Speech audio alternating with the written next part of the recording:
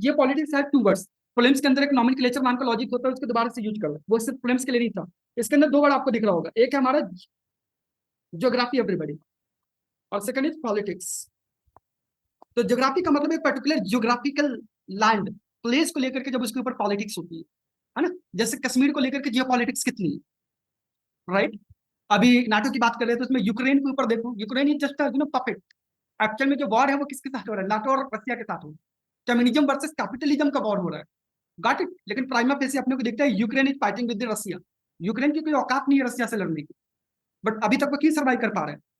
Okay, तब आप सोचना शुरू कर दो, तब आपको समझ में आता है diplomacy and geopolitics. Similarly, why America is supporting Israel in Middle East region? Okay, why they are fighting with Iran? तो इसके पीछे जियोपॉलिटिक्स इसका आंसर है।